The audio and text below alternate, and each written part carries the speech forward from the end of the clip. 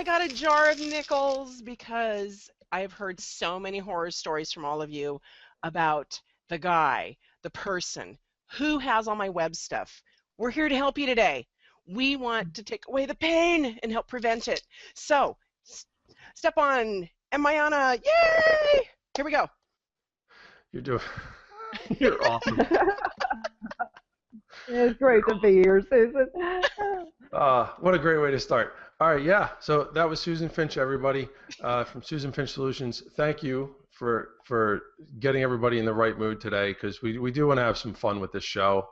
We called it "If I Had a Nickel," because this is coming from the perspective of web professionals, web service professionals, talking to business owners. Hopefully we'll get a few other web professionals either in the comments or whatever. And Susan and I have a whole series of these planned throughout the summer.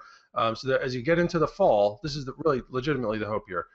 As you get into the fall where it becomes crunch time and you want to get ready even for next year, you can put yourself in a great position and your web presence in a great position. So that's what this is all about. It's coming from our perspective, the people who've heard it all, we've seen it all, we know the horror stories. We want you to be prepared. Again, if I had a nickel. So we're going to today talk about that new guy, right? Making a transition. And with me, we have somebody who's been doing this, wow, a lot lately, especially with web hosting and WordPress sites. Mayana Stevenson from Blogate. How are you today? Hey, Stephan, it's great to be here. Thanks for asking me on the inaugural show of this. This is really exciting. And yeah, so Mayana and I have known each other for a while now. We've totally connected. She is going to be a fantastic resource and sort of our feature expert here as we talk about some of the things that need to get done, so that when you go and make that transition, you are so prepared that it's quick, it's cheap, it's inexpensive, and it's getting you through the whole process quick, in the best way possible. So also with me is Susan Finch. It's like my other half. The two of us are like so ridiculously similar. It's funny. ridiculous. I mean, and to me, it's funny. It's how often do I ping you now and talk about you? It is. It's like we're this little team wandering all over, even though we do the exact same thing. Technically, this is what Google Plus does for us. Technically, we're competitors, but we're not. Mm-hmm. And we've chosen to become partners on a lot of things, and this series is one of them. So I am so excited. We have the same pains that we try and help our clients through and help them fix it and help soothe their boo-boos. And I'm pleased to say, and I think the three of us can say this, I don't think that I'm the cause of these pains for anybody. I've never heard that I am. So I'm just gonna go with that because nobody's ever said anything that I am. So. Mm-hmm. Let's get them going. Let's help them identify the problems, or before they happen. All right. Well, let's talk about hosting, right? Because that's an easy one. And let's talk about WordPress, because I think a lot of our audience has, well, first off, WordPress has a huge market share anyway, even for regular small business sites. Mayana, you are one of my go-to experts for that, for both of them actually. So if somebody's looking to make a transition, where, and maybe even if they come to you, where are some of the biggest pain points, and in making that transition, and what can we do to not have that problem anymore? Oh, the biggest thing by far is them not having their own login information. We need to be able to make any kind of change at all, to do anything on the back side. We need to be able to log in not only to their WordPress, because they may have that, but to their hosting, and going into their control panel and seeing what's going on, and maybe FTP, they've been dumped by that web person, or they've fallen off the planet, or they just want to make a change or whatever. They never got that information in the first place. And so with all of my clients, I immediately send out a document that has everything on it, because if I fall off the face of the earth, they're going to need to do something with that and make changes and whatever. But owning their own accounts, that's a huge thing, because a lot of people have found it is that you own your logins and you own the account, that you paid for it. You didn't pay a middle person, because that middle person is listed as the billing contact, and they can hold things hostage on you. So that's usually the biggest thing, right? But I am curious what you guys are doing, or maybe even what you would recommend for anybody who, they find out the hard way that their site's down because the domain name expired, because their web provider bought the domain name as part of their site launch, or maybe they transferred it over, and the transferring obviously includes you're kind of re-upping the expiration date when you do a transfer to another registrar. So when somebody takes over or somebody starts new, a lot of times that domain name term starts is part of it, and then it expires and nobody thought about that afterwards. So like, what ideas or tips do you guys have in that regard?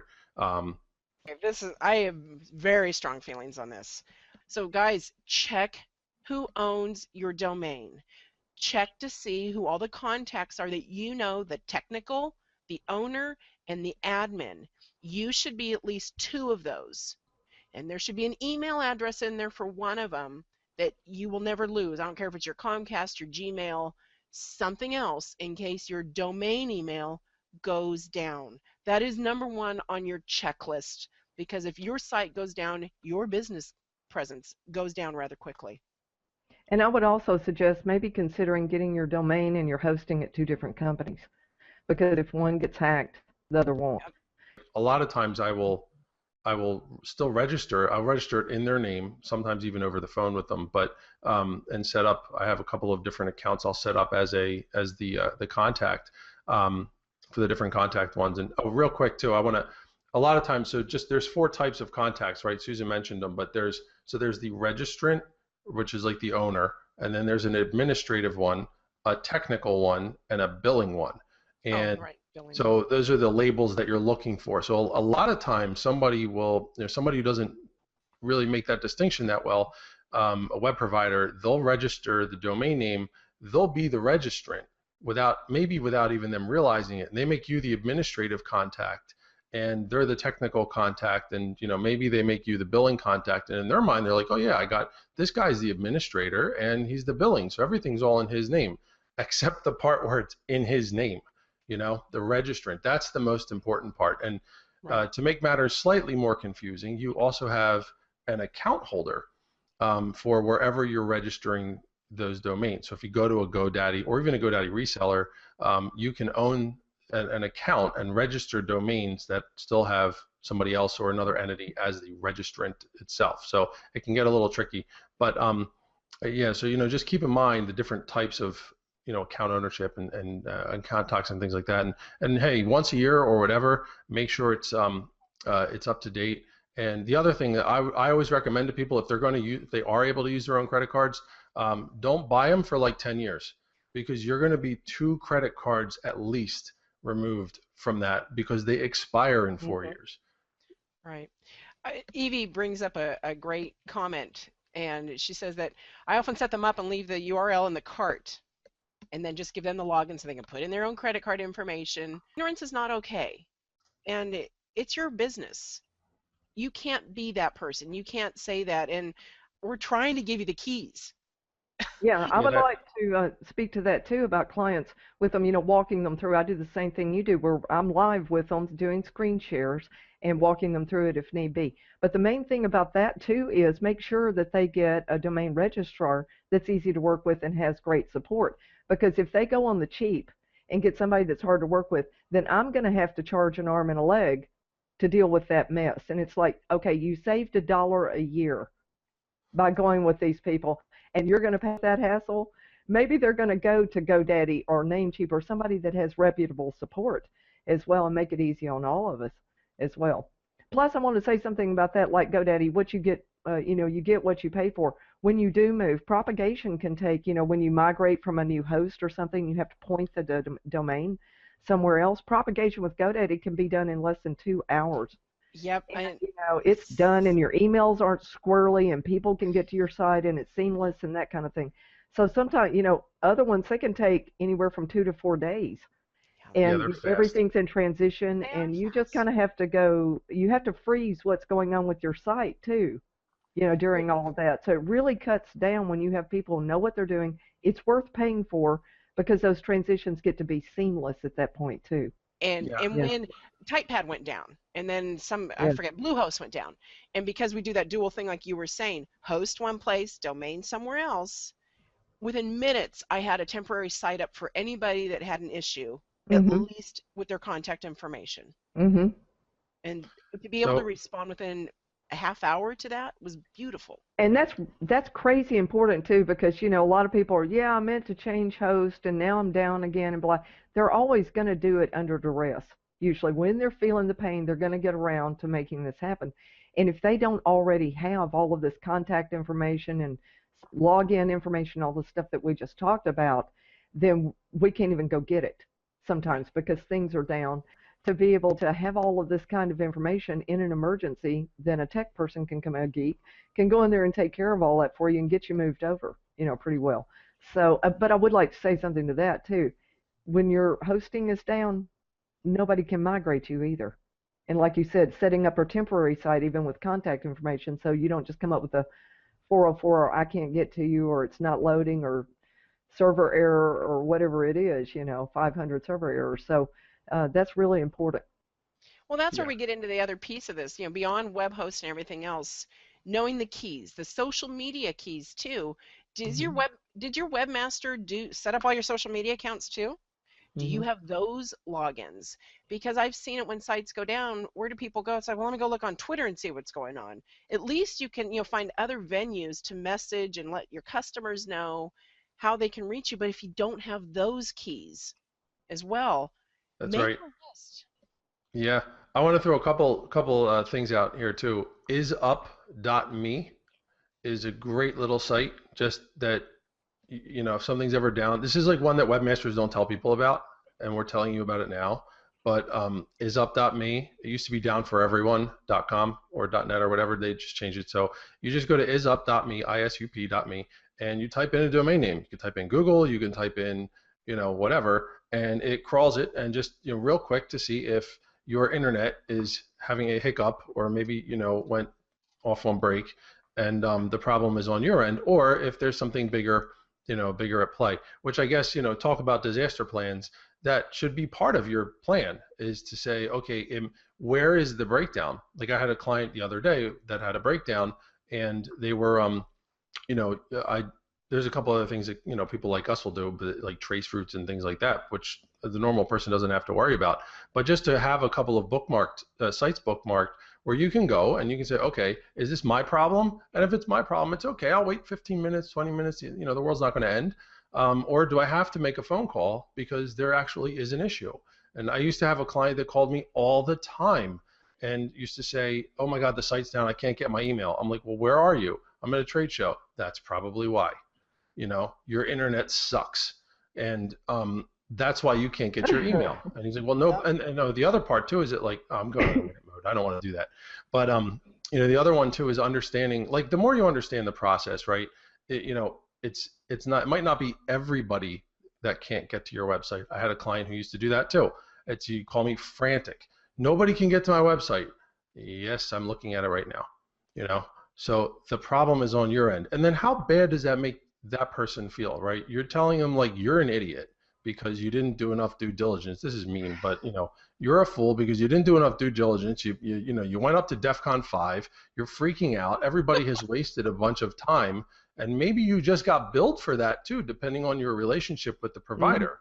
That little freak out might actually cost you $150, depending on your arrangement with with your particular service provider. And so avoid all that. Have a couple of places, learn enough that you can go and check a couple of websites, or again, like Susan said, check Twitter, or where can you go to find out if something's down. And if you don't know who your web host is, you can't go and check on whether or not it's down. The easiest thing in the world is like, is Bluehost down on Twitter? Boom, you'll find out, right? Oh yeah, that's exactly. You'll really find out. With some of these hosting companies. But even if you're with a boutique company like me, for example, we host our clients' websites, and there are places where you can go and find out, and it's we'll tell our clients that. So if it's not a phone call or a text or whatever, we can help them find it. So that's really, really important, is to just know where everything is. I mean, your website's an employee. It's an extent, and the people that work on it are an extension of that employee. You can't not give it the support and resources that you would give a normal human being in your office, right? You're going to give them a desk. You're going to know where everything is to support them. If you don't know that poor employee is like you can't expect anything out of it, right? And that's on you because you're not supporting it. Hey, we're kind of like halfway into the show, so let's take a quick station identification break. We are watching If I Had a Nickel for all the horror stories that we hear from our clients making web hosting transitions, webmaster transitions. And I am here with Stephan Hovnanian and Mayana Stevenson, and I am Susan Finch, and we're here to help lessen your pain and help prevent some pain for you guys. We're going to give you tools, and at the end of this, we're even going to give you a gift. It's a great little checklist. Now, if you were looking for a new provider, Mayana, can you give some advice as to what you would recommend, some of the things to vet out? What should they be looking for as far as a new web solutions provider? How much information should they check ahead of time beyond references? Oh yeah, definitely check references.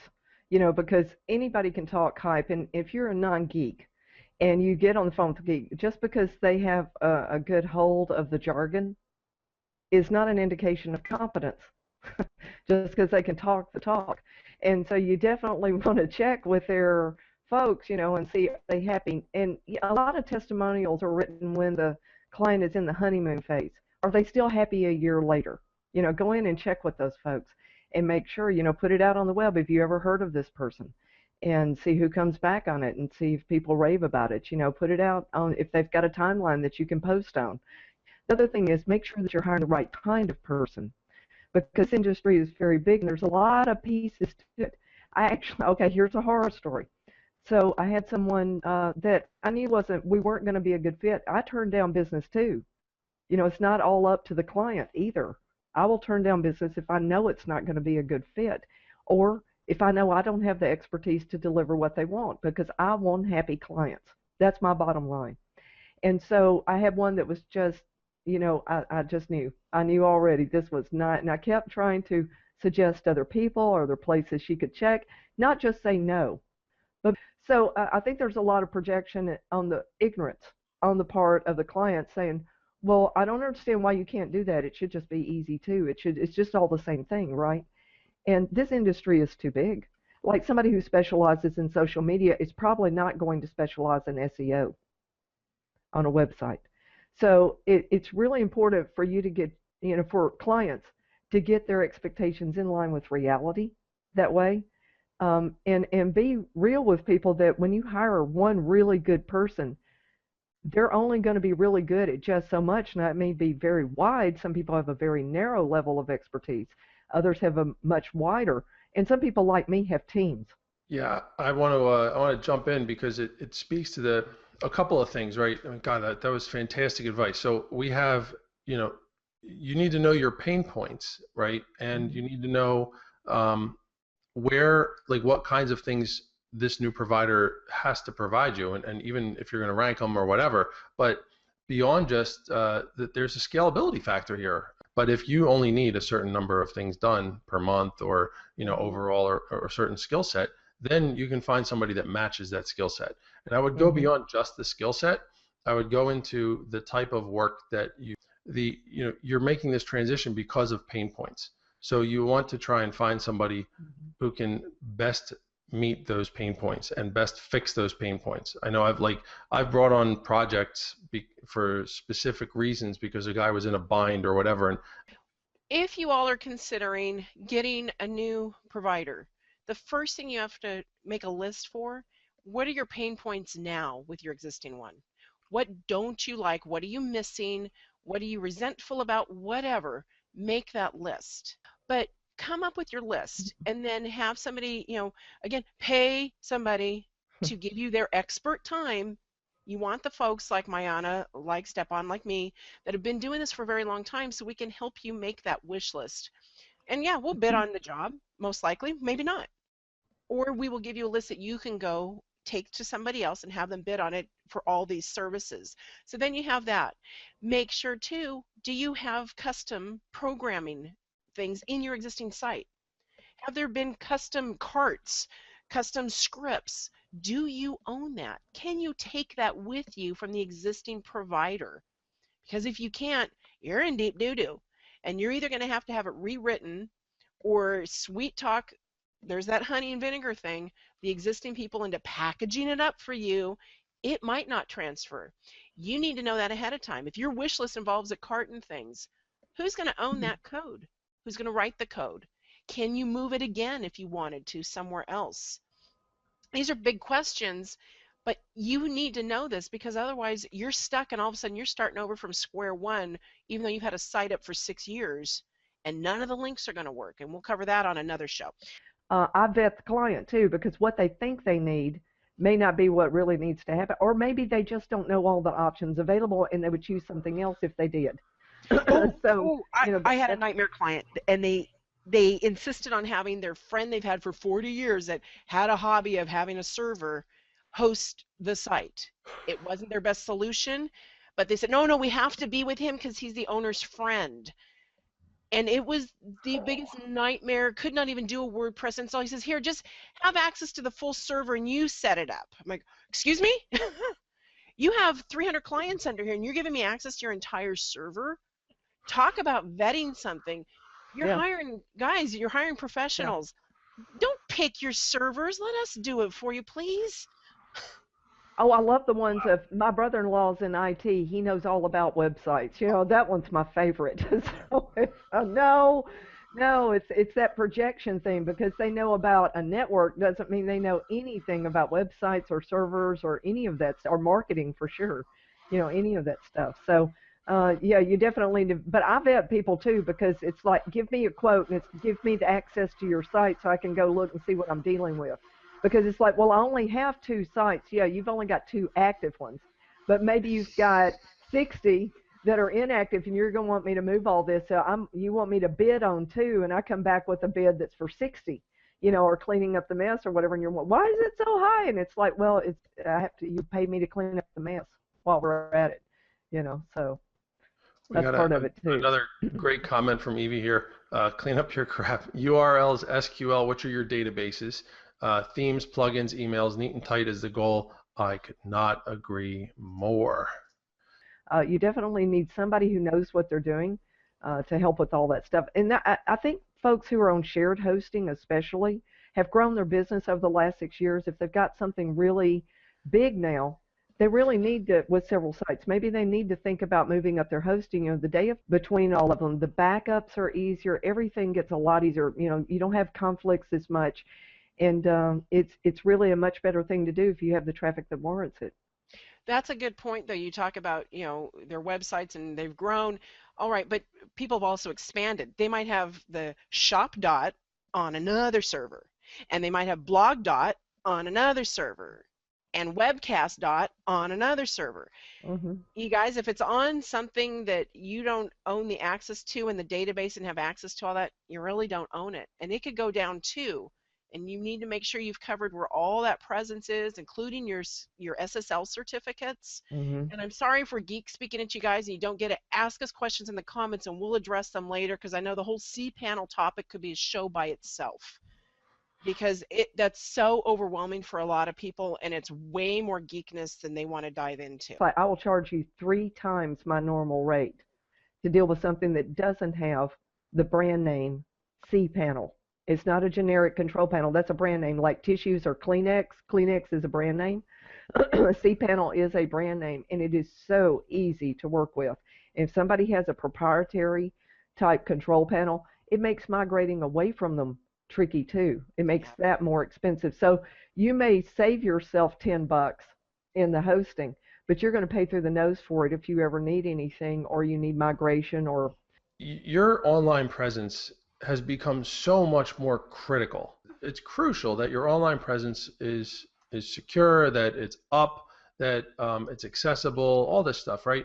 And if you as a business owner aren't willing to invest in that, and it could be, you know, whether it's your monthly hosting fee, whether it's with just good old-fashioned consulting to make sure that once in a while, in every quarter or whatever, things are in good shape. But if you aren't willing to put money into that employee, because that's what it is, then you're doing your business a huge disservice. Like, Manna, you're right. I mean, the days of cheap web hosting are going away. You know, like WP Engine, I think charges, you know, for WordPress sites, I think they charge, you know, double digits a month. I think it's like 40 or 50 bucks or whatever. But you know, it used to be, you need to vet them before you go there. You know, there's things change over Yeah. time. Like really, Yeah. these things are not that big. It's once you start adding the full-size images and the videos, and you're storing 3 years worth of IMAP email on the server, that now you're into the gigabytes, and that's Right. when actually the backups become a little bit more important. And that's the thing we didn't even touch on. We're A about different 45 show, minutes. You different guys, show, different show. different show on backups, but Have to, yeah. but honestly, like backups are, but it's important to make sure that you, I guess the big takeaway here is, guys, that have an understanding of who you are online and where everything is. Because if you don't have that, you're shooting yourself in the foot. And like I think Mayana alluded to earlier, you're going to be in a position of distress when you actually need this information. When everything's all happy, hunky-dory, nobody cares. But the minute something goes wrong, you go to DEFCON 5 and you have to figure out what to do. And the only way to do that is to be prepared, be planned, just like any other disaster issue. Or if you're going to make a switch, the fact that you can hand a full package of stuff Yes. to a new provider. They are, like I said in the beginning, they are going to be your best friend, and you're going to get stuff done cheaper. You are going to have a better experience from the get-go with them, because they know that you know your stuff and that you're invested in this employee as much as you're asking them to be invested in it. Because let's face it, right? We make our livelihoods, we make money based on helping you grow your business online. And so your success kind of helps our success, where we want that to happen. We don't want to just get better product all the way around, and everybody wins, because your web presence is going to be much more effective. So I hope there's some good takeaways here for everybody. So. I don't know I how think do they're you probably think about about how wrapping the this up? glazing over. They're about to glaze over. I'm gonna put the link to the present in the comment stream, and what it is, it's a link to a page that you can do 3 things. You can sign up for Stephan's newsletters, for mine, and there's a link to a PDF down below that you can go to it, you can print it, you can fill it out online, then print it so you can read your own writing. You can feel free to share that link with whomever you need to on your team, so they can help you fill in the blanks. So that's our gift. We are so glad that you came. We hope you will watch the rest of our series, because we have some other great topics, including detangling Google, Mayana, and we know we're going to have you back for that, because we No, actually, we have Mike Blumenthal is going to join us for that one. Oh, I will be here to listen to that. Yes, most definitely. On the 26th of June. So in a couple of weeks, we're going to have Mike join us. If you don't know Mike, he's probably one of the most well-informed men on Google accounts, basically on how your business presence exists with respect to Google. So he's going to help us kind of untangle and see where some of the pitfalls are, and I think also beyond just Google and Google Plus, into how to get your business listings in the right places and things like that. Because I'll tell you what, if you've ever hired a company to do local search for you, you're going to need to listen to what Mike has to say, because it's going to be critical, so that you guys can continue to grow and evolve with that. So yeah, June 26th, come and join us, and thank you again, Mayana, for chiming in. I mean, some great nuggets out of this. I really appreciate it. And Susan, this was a lot of fun. I'm excited about the next one too. Thank you so much for inviting me. It was so wonderful to get to speak with you. I've been corresponding with you in comments and things for a year now, and thank you so much. Thank you, Stephan, for putting this together with me. All right, guys, we'll see you at the next time, if I had a nickel. Bye-bye.